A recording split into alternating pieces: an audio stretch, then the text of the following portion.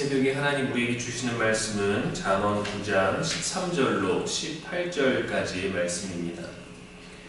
미련한 여인이 떠들며 어리석어서 아무것도 알지 못하고 자기 집 문 앞에 앉으며 성 높은 곳에 있는 자리에 앉아서 자기 길을 바로 가는 행인들을 불러 이르되 어리석은 자는 이리로 돌이키라. 또 지혜 없는 자에게 이르기를 도둑질한 물이 달고 몰래 먹는 떡이 맛이 있다는도다.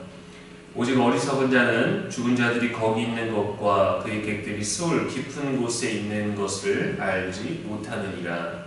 아멘. 이는 살아계신 우리 하나님의 말씀입니다. 이 시간 어리석은 자는 모릅니다 라는 제목으로 말씀 나누겠습니다. 핸드폰에 문자 하나가 왔습니다. 김병기 고객님 명의로 해외 결제가 승인되었습니다. 본인 확인을 위해 아래 링크를 클릭해 주세요. 누구나 당황하게 됩니다. 생각하고 고민하게 되겠죠. 내가 뭘 샀지? 뭐가 승인된 거지? 이름도 맞고 온 번호도 맞고 카드 은행명도 맞고 뭔가 이상한 기분이 들죠. 클릭을 해서 봐야 인증할 수 있기 때문에 그러려면 내용을 확인해야 되지 않겠습니까? 그러나 이렇게 클릭하는 순간에 개인 금융 정보가 털리게 되고 은행에서 돈이 빠져나가게 되겠죠.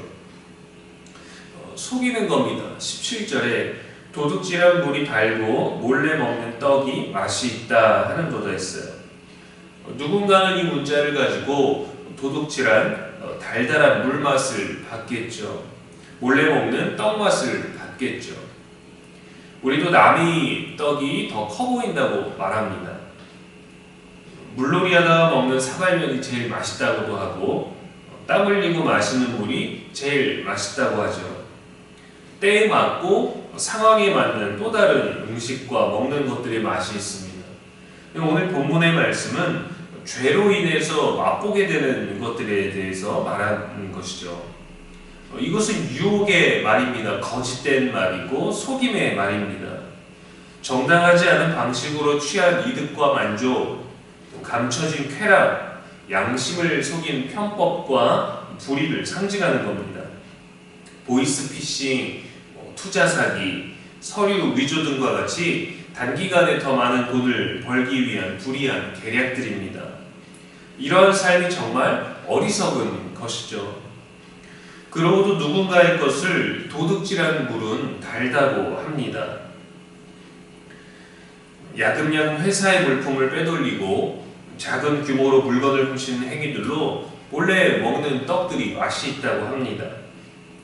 죄는 이렇게 도둑질하는 것과 몰래 하는 것을 좋아합니다. 그 맛을 즐깁니다. 18절에 오직 그 어리석은 자는 죽은 자들이 거기 있는 것과 그의 객들이 수울 깊은 곳에 있는 것을 알지 못하느니라 했습니다.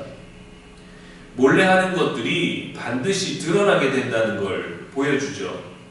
유혹의 무덤, 몰래 행하는 자들의 무덤, 도둑질한 자들의 무덤 깊은 곳에 있는데도 깨닫지 못하는 어리석음이 보여줍니다.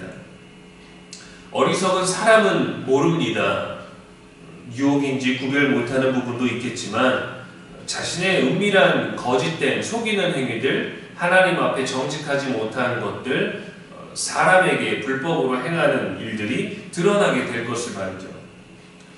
실제 사고가 난 것처럼 꾸미거나 몰래 숨어 기다렸다가 일부러 차에 부딪히는 보험 사기 수법들이 있습니다. 그렇게 거액의 돈을 받아내고 그렇게 반복해서 쉽게 더 큰 돈으로 많은 부를 축적하려다가 CCTV에 증거 자료를 남기거나 또 다른 차량의 블랙박스에 걸리기도 합니다. 걸린 이들은 처벌을 받고 걸리지 않은 사람들은 계속해서 그 달달하고 몰래 먹고 도둑질한 떡들의 맛을 보다가 그 범죄를 계속해서 반복하겠죠. 달달하지만 파멸로 가는 길입니다. 그렇게 걸려서 이전의 범죄까지 다 드러나게 되고 초범이라도 큰 처벌을 통해서 돌이킬 수 없는 사회적 범죄자가 되기도 합니다. 다윗도 밧세바를 간음하고 그의 남편을 정당하게 죽이기 위해 전장의 맨 앞에 내보냈습니다. 결국 죄는 드러났고 가혹한 벌을 받게 되죠. 여리고를 점령한 후 아간도 외투와 금을 감추었지만 이스라엘 전체가 패배하게 되므로 하나님 앞에 죄가 드러나게 되었고 죽음을 면치 못했습니다. 한순간 누리려는 쾌락, 몰래 즐기려는 것들이 결국 스스로에게 파멸을 가져옵니다. 달달하고 만날 때에는 모릅니다. 어리석을 때는 모릅니다.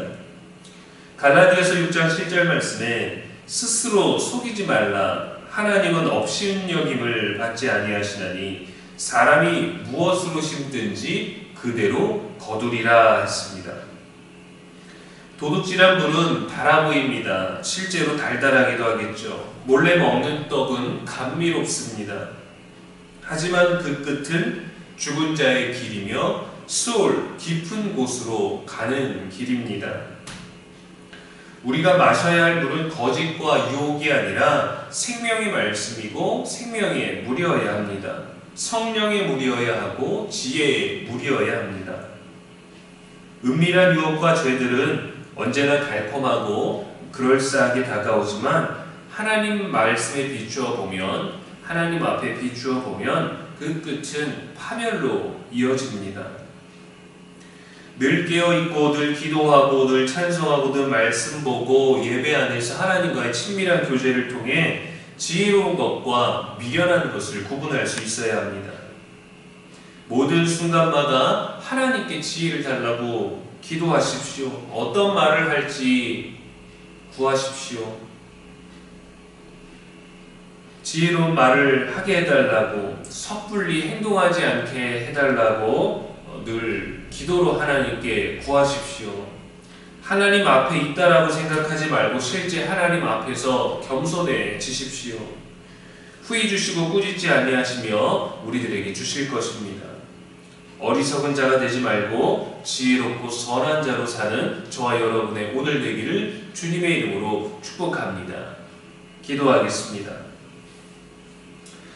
하나님 아버지, 달콤한 유혹에 넘어가기 쉬운 우리를 불쌍히 여겨주시고 몰래 먹는 떡의 감미로움 앞에서 여호와의 말씀으로 분별하게 하옵소서. 아무도 없는, 또 누구도 보지 않는 자리일지라도 주께서 보고 계심을 기억하며 우리의 양심을 거스르지 않도록 성령이여 우리를 이끌어 주시옵소서. 차가운 바람이 많이 불고 냉기가 있는 요즘의 날씨 가운데에도 성령의 온기를 잃어버리지 않는 우리가 될 수 있도록 인도하시고 누군가를 위로하고 격려하고 칭찬하며 선한 말들로 누군가에게 이 온기를 전해줄 수 있는 우리들의 모든 순간들이 되게 하여 주옵소서. 오늘도 우리의 영원한 지혜와 소망이 되신 예수님의 이름으로 기도합니다. 아멘.